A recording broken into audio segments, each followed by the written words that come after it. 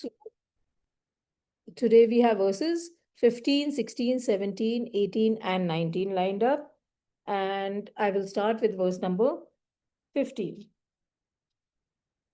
We are on the austerities. And firstly, we are discussing the austerity at the level of the body, then speech and mind. And then we go on into the Rajasic, Sattvic, and Sattvic, Rajasic, and Tamasic austerities. So, verse number 14 covered the austerity at the level of the sharir or the body austerities. 15 is talking about speech. So I will chant. अनुद्वेगकरं वाक्यं सत्यं प्रयहितं च यत् स्वाध्यायाभ्यासनं चैव वाङ्मयं तप उच्यते.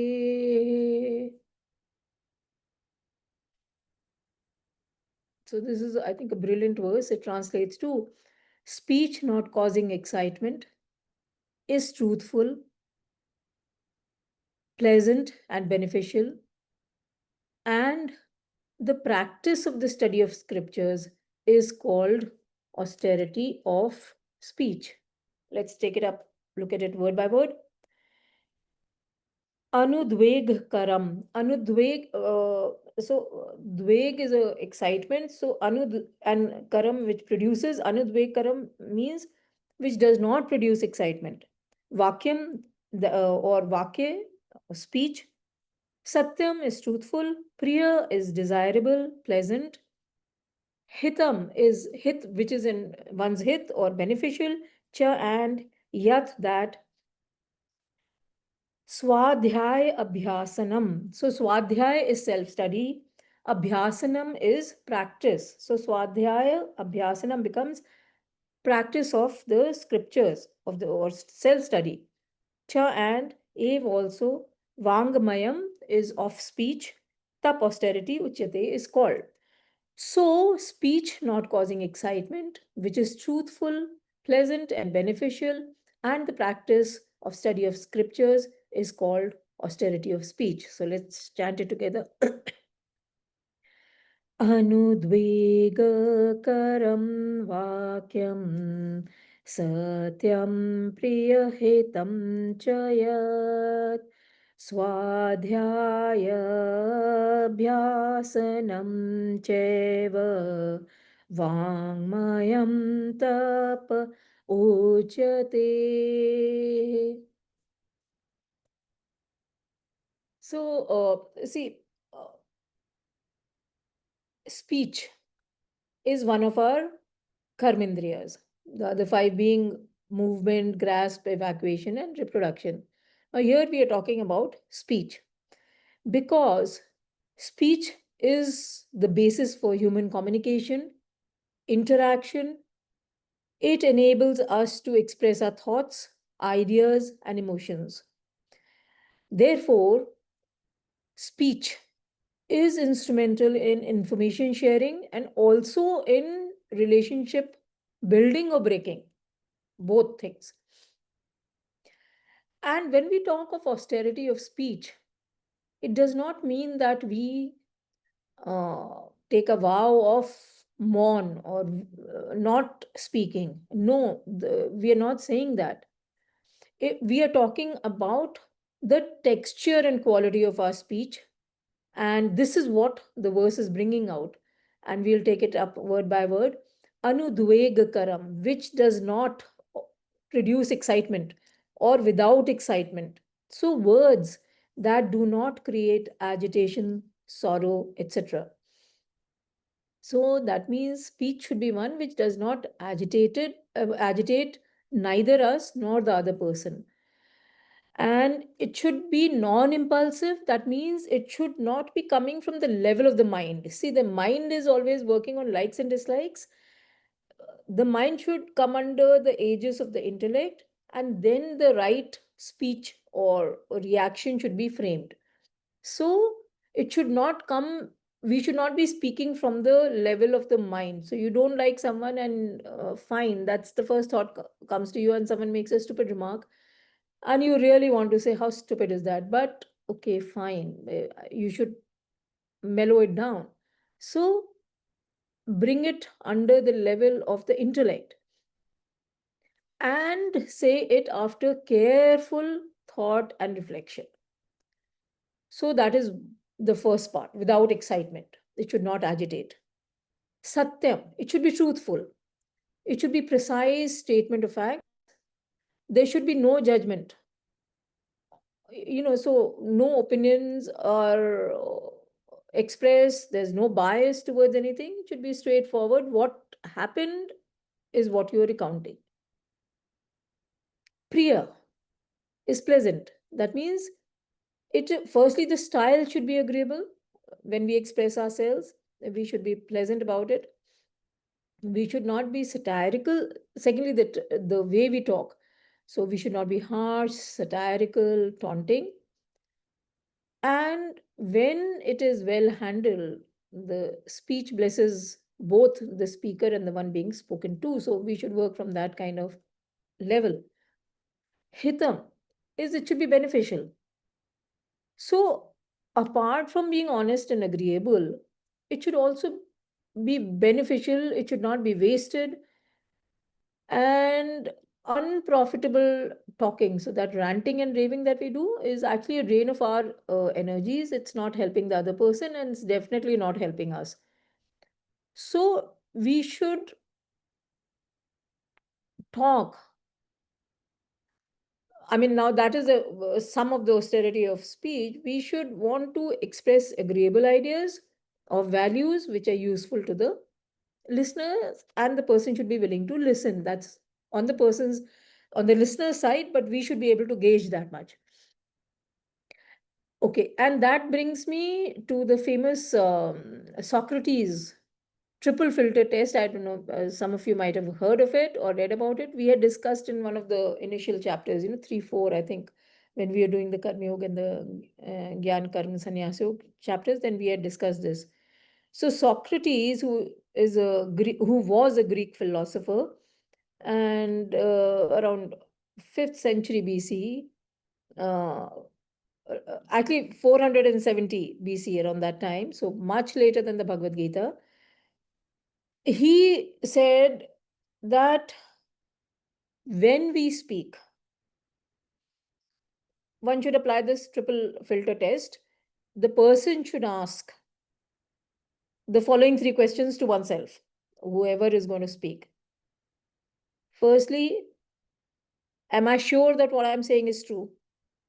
First question. If it passes this filter, go to the next question.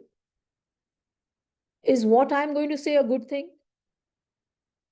If whatever the statement I'm about to make passes this second test, then the last one is, do I really need to say it, or is it useful? Right? So that this is the 3 filter test. In short, it is the 3 filters are: is it true? Is it good? Is it useful? And this is exactly what we have talked. We are talking of in the Bhagavad Gita. Now, interestingly, the other word that appears in this verse is swadhyaya abhyasanam, or practice of the self study of scriptures. So that means self study. Now, technically, self study cannot be categorized under speech. However, self study sharpens our intellect, and then our mind listens to something which is at a higher pedestal, or the intellect is better able to guide the mind to the correct speech. So, self study enables us on our spiritual journey, of course, with respect to speech and even otherwise. It leads to knowledge and maturity. And also, it makes us do a course correction. That means we change our direction. So, instead of running after the world, after the sense objects, we start moving inwards. We brake. Firstly, we apply a brake, and then we put in the correct gear. we start moving inwards. And as we move inwards, it makes us an introvert, actually, as we read in the previous chapters. And once we are an introvert, we start becoming an introvert, the need for speech also comes down. So, to that extent, self study of the scriptures helps us in um, our austerity of speech. So, self study enables us to ponder and to reflect, and therefore it helps us to speak only that which is beneficial, agreeable, and truthful. So, when we practice all these attributes which we just covered, it is called Vangmay Tap or austerity of speech. So, with that, let's move on to verse number 16. Manah prasada saumyattatvam maunamatma vinigraha भाव संशुद्धिरेत्येतत् तपोमानसमुच्यते. Sorry. So the verse translates to serenity of mind, gentleness, silence, self control, and pure disposition are called austerity of the mind. Manaha prasada. So, man is mind, prasad is serenity. That is what you get from the temple, the holy, the peaceful prasad. So, mana prasad becomes serenity of mind. Saumya tattvam, saumya is gentleness. So, the essence, gentle essence. So, saumya tattva, we can translate to gentleness. Maunam is silence. Atma vinigrhe is control, self control, self restraint. Bhava Sanshuddhi. So, bhav is our emotions or nature. Sanshuddhi, Shuddhi is pure. Sanshuddhi becomes very pure. So, bhav Sanshuddhi becomes very pure nature or disposition. Iti thus, etat this, tapaha austerity, manasam of the mind, uchyate is called. So, serenity of mind, gentleness, silence, self control, and pure disposition are called austerities of the mind. Let's chant it together. Manah prasada somyatatvam maunamatma vinigraha भाव संशुद्धिरेत्येतत् तपोमानसम उच्यते. So, see, as we had discussed in the chapter 3, 4, 5, I always keep coming back to that because that is where we had discussed actually the right action. We had discussed this that once the thought occurs, action is started. We may try to suppress it or not do it, but that thought has actually triggered off a chain of events. And therefore, now the thing is that the thought is not visible, actions are visible. So we must understand that I think ill of someone or any negative thought I have, just because no one else can see it, it does not mean that it did not occur. It occurred to me. So what the other person perceives or not is not the point. The point is that that negative uh, thought came into me. Therefore, thoughts are very, very important. And we had discussed the chronology of action.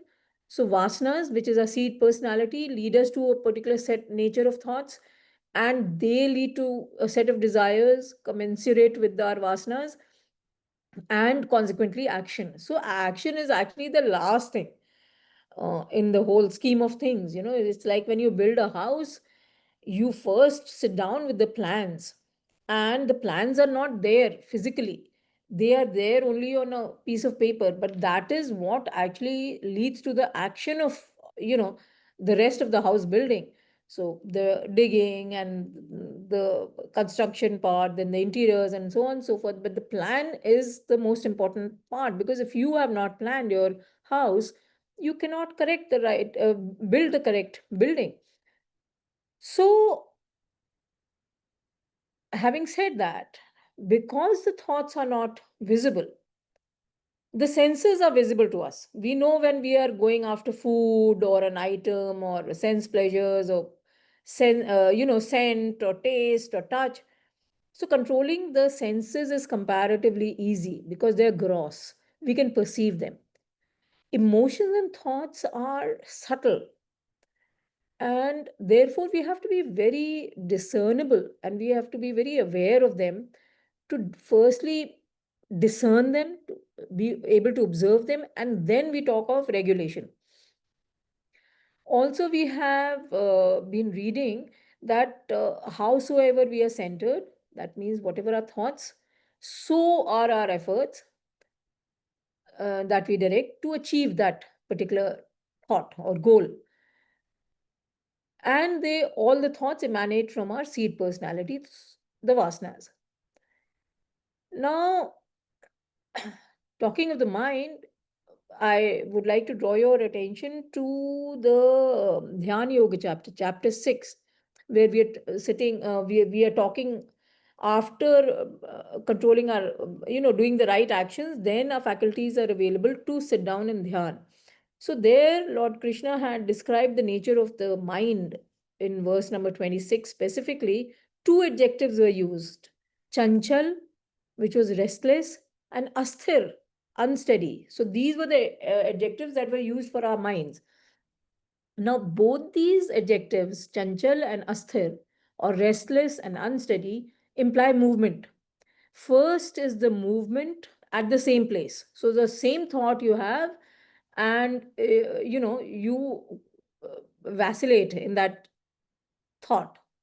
So you might be thinking of your boss, and the thought of fluctuating at that level. The second, asthir, is unsteady. That means it moves from thought to thought, from one place to another. So you're thinking of the boss and then you start thinking of your home. So work life, home. So it moves from one place to another. So the mind has both these movements, and anxiety in thought and movement, or from thought to thought.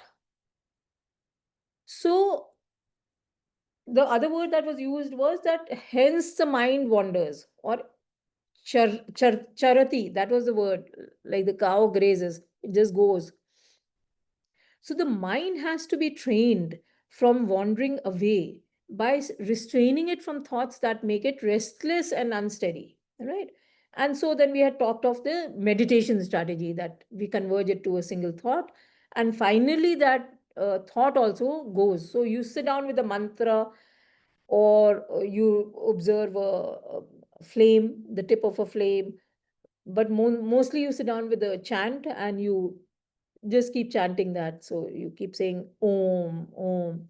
And finally, even that chant goes into silence or mourn. So that silence, when we are fully aware of that self, is what is the supreme reality. Now, this is what was the technique of meditation that we had discussed in chapter 6. But what happens in reality in our life is that we start the day, the moment we get up, we are thinking of the next activity. So I've got up. Okay, now let me go out for my exercise regime. Will my cook come or not? Will my driver come or not? What are the meetings lined up for today? Or if I'm going to school, what are the classes? Have I finished my homework or not? So on and so forth, And till the time we collapse on our beds in the night, we are continuously thinking of the next activity. So this is a result of our increased vasanas. We are running, and the mind is running. Why? To keep pace with our desires. And the mind is continuously in the world of objects. And therefore, actually, we cannot sit down in meditation. So the mind is wandering continuously. And What this verse here is saying, that the austerity of mind has the following attributes: manaha prasadaha, which is the serenity of mind. So that means calmness, equanimity, tranquility of mind and thoughts which are going in our uh, which are going through this chanchal and asthir equipment of ours. That's the nature of the equipment. So we have to learn to bring it or to control it. So nothing should be disturbing us. We are balanced. And this typically happens when we are free of egocentric, selfish thoughts, and the mind starts functioning under the aegis of the intellect and not working, it does not work on likes and dislikes, which is again the nature of the mind, that it works on likes and dislikes, but the mind must be taught to surrender to the intellect, and the intellect should guide the mind, and then immediately the mind becomes peaceful. Then the next word that is used is Saumya Tattvam, or gentleness, a refined, amiable, pleasant mind, which does not think of hatred and violence. And this happens when we see the entire creation as one with me. I am the only one that the entire creation should be supporting. So, the moment we remove the ego from our personality, we will become gentle. Monam, or silence. So interesting word, because see, it means silence, silence of the mind. That means we should be able to focus it. There should be no chattering in the mind. We should be able to focus it on that supreme reality, because that is what we are trying to reach. The focus on the world will always agitate the mind, because the world that is fluctuating, changing, transient, moving. Consequently, the mind following the world will also have the same attributes. If we focus it on the self, because the self is blissful, peaceful, and anand itself, we will also, our mind will also become like that. Now, the word mon is interesting because we did not use it for speech. See, mon means silence. We did not use it for speech. Are using it for mind. So we have to learn to silence our minds. When it's chattering, we have to tell it to shut up and keep quiet. That is what it means. Next is Atma Vinigrah, or self control. So that means we should be able to converge the mind to a single point focus, and we should be able to observe when the mind starts wandering and again bring it back to the thought of that supreme reality. Bhav Sanchuddhi is pure disposition. So where we have higher goals, we work with in conjunction with everyone. There's no motive in us, there is no competition, and we are truthful, honest, loving towards everyone. So the verse says that this is tap manasam, or austerity of the mind. So with this verse, we complete the austerities at the level of the body, which was verse number 14, speech, verse number 15, and mind, verse number 16. Let's move on to now the categorization of these austerities. Verse number 17. Shraddhaya paraya taptam tapastatrividhim nare अफलाकाङ्क्षरभिर्युक्ते सात्विकं परिचक्षते. So the verse translates to that threefold austerity practiced by devout humans with utmost shraddha, faith, desiring no fruits, is called sattvic. So the word by word, Shraddha is Shraddha or faith, which we had covered in the initial verses chapter of this chapter in detail, verse number 2 onwards. Paraya is the highest, Taptam, that is practiced, Tapaha, austerity, Tat, that, Trividham is threefold, Nare, by humans, Aphala, Akankshabhi, so Aphal is not no fruit, Akankshabhi is desiring, So aphal akanksha bhi becomes desiring no fruit. Yukte, steadfast, consistent. Satvikam, satvik, parichakshate is declared. So that threefold austerity practiced by devout humans with utmost shraddha, desiring no fruit, is called satvik. So let's chant it together. श्रद्धया परया तप्तं तामस्तत्रिविधिं नरे अफलाकाङ्क्षभिर्युक्तेः सात्विकं परिचक्षते.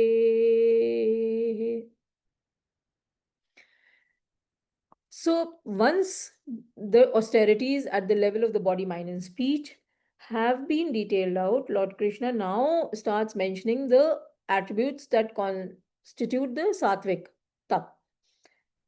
And sattvic tap is what it's performed, that means the three austerities of body, mind, and speech with shraddha and desiring no fruit. If you see the pattern, the structure is almost the same. As per the scriptures, or with shraddha and desiring no fruit of action. So, austerity with faith implies what? It implies that we understand why we are doing the austerity. So, why is it that I am channelizing all my energies towards a particular goal? And what should my goal be? It should be the thought of that Paramatman. So, once I understand this, that why I am doing this austerity, moving it from the world and taking it away to the Paramatman, this is my faith. This is my Shraddha. Now, the best part is when the verse says Nare, which I'm translating to humans. Now, all humans, whatever their profession, creed, race, they are qualified for this highest level of austerity, self control, and knowledge. Now, the interesting part is that the austerity is free from result orientation, or there is no anxiety for fruits of tap. This is what will enable us to focus single pointedly on Brahman. And this is what is called the Sattvic Thap, the triple austerities of the body, mind, and speech, with Shraddha, desiring no fruit of the austerity. So, this is Sattvic austerity. austerity. Moving on to verse number 18, which talks about the Rajasic Tapah.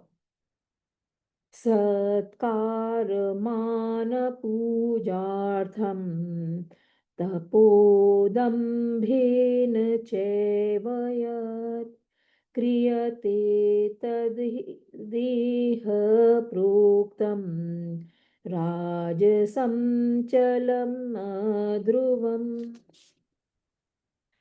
Now, austerity practiced with the object of gaining reverence, honor, and worship here, and also with ostentation, is termed rajasic, unstable, and transitory. Word by word. Satkar, man, puja, artham. So, satkar is honor or reverence, man is honor, puja is worship, artham is with the object of. So, satkar, man, puja, artham becomes with the object of gaining reverence, honor, and worship. Tapa, austerity. Dambh is ostentation. So, dambhen becomes with ostentation. Cha and ev also. Yat, that kriyate is done. Tat, that. E, here. Proktam is said. Rajasam, rajasic. Chalam is unstable. And adhruvam is transitory. So, the austerity practiced with the object of gaining reverence, honor, and worship here, and also with ostentation, is termed rajasic. It is unstable and transitory. So, let's chant it together. Satkar man pujartham तपोदम्भेन चैव यत् क्रियते तहि तदिह प्रोक्तं राजसं चलम् अध्रुवम्. So, see, austerity, tap, why do we do? To purify ourselves. Purify ourselves, and we talked of body, speech, and mind. Now, when we are purifying ourselves, the intention or the intent behind the tap is the defining factor. So, in the sattvic austerity, the intentions were pure without motive. We were thinking of Paramatman, that is it. There was no motive, there was no desire for the fruit of action. And we must understand this because, see, even if we look at a politician,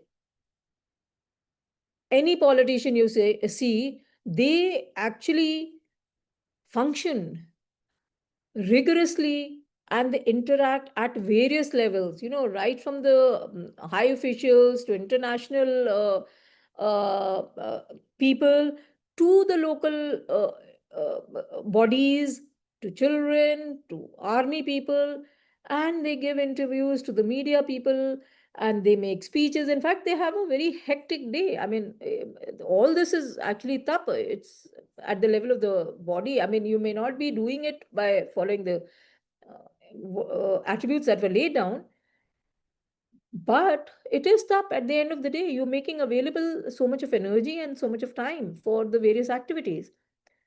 But all this austerity is to gain power, prestige, have more people follow your point of view, and so on and so forth. So it's basically to get power and name. Even a spiritual person, the other side of the spectrum, also gets involved in spiritual activities and gives discourses, attends functions. Now, if the intent behind that activity is to get honor and adulation, then the motive, there's no difference between that Swami functioning and the politician we were discussing about. They are at the same level, you know, the motives are the same. The Swami is also equally material. The means sure is different. So one is using spirituality to attain the goals, you know, power, worship, etc. The other person is using politics to do it. So the means are different. All austerity performed for gaining respect, power, honor, this is egocentric austerity, and austerity done with a lot of pomp and show in order to satisfy one's standing or one's ego in the community is called rajasic. So, rajasic tap is done for what? Satkar, reverence, which is for personal respect, renown, reputation, man, honor. So, one expects recognition in return for egocentric satisfaction. Puja or worship. So people, you have a lot of devotees, fan following, and they pay homage to you and fall at your feet. Dambh is ostentation, so which is a pretentious display of austerity to stand higher than the others. So Rajasic tap or exertion is undertaken for the applauses. The verse is saying that the Rajasic tap is chalam or unstable, fleeting. Adhruvam, transient, again not permanent. Because it is fleeting and temporary. Why? Because once you've got that award, the applause has been given, it's over and done with. That moment is gone, and then you don't know who takes it the next time. So, I mean, even if you go back in tennis history, you take any field actually. Today, you remember who the latest Miss World is, or maybe we don't even remember that. But definitely, we would not know who was the Miss World in 1994. We know Roger Federer in the tennis field just retired, and We also remember, maybe some of us may remember Bjorn Borg, but then those were that was his heyday. Those, those were the days types. It's over and done with. It's transient. It's fleeting. So all the austerities that was done to attain that title, uh, for them, once it's over, it's gone. It's transient. It's fleeting. It's not permanent. So this is all rajasic austerities. Moving for the to the last word of verse for the day, verse number 19. मूढग्राहेणात्मनो यत् पीडया क्रियते तपः परस्योत सदानार्थं वा tamasmudartam. So, austerity practiced with foolish notions, torturing oneself, or aiming to destroy another is declared tamasic. And word by word, mood grahain. So, mood is stupid, and grahin is who has absorbed. So, mood grahin, out of foolish notion or out of foolish thought process. Atmana, of one own self, yat, that which, pidaya, tortures, pida dena is to torture, kriyate is done, tap is austerity, parasya, of another, utsadan artham, that means to destroy with the purpose of destroying the other person, va, or tat, that, tamasam, tamasic, udahatam is declared. So, austerity practiced with foolish notion, torturing oneself, or aiming to destroy another is declared tamasic. So, let's chant it together. मूढग्राहेणात्मनो यत् पीडया क्रियते तपः परस्योत सदानार्थं वा tamasmudartam. This is very important because at times we get confused, and tap is not torturing the body. We have already discussed this in verses 5 and 6 of this chapter, that those who practice terrible austerity, not enjoined by the scripture, with hypocrisy and egoism, possessed by the power of lust and attachment, torturing the elements of the body senseless, know them to be of demonic resolve. So we must understand this, and all the fasting, silence, and other vows that we adopt, we should see our own nature, and after due consideration and discrimination, we should keep those.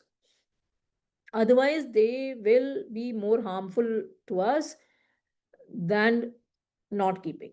So that is one. So tap is a means for self realization and not self torture. So whatever does not agree with us, let us not do it. Whatever inculcates that feeling of thought of the Paramatman is what I should inculcate, and that is the austerity I should keep. Now, the second category of austerity that this verse is talking about is the austerity done for hurting other people, or austerity that is undertaken for the purpose of bringing sorrow to other people or destruction to another person, is definitely not uh, permissible. It's most objectionable, and it signifies gross ignorance and evil intentions. So, tamasic tap, therefore, is done without understanding, without evaluation, under foolish, senseless notions, delusions, and superstitious beliefs. So, with that, we conclude our today's session.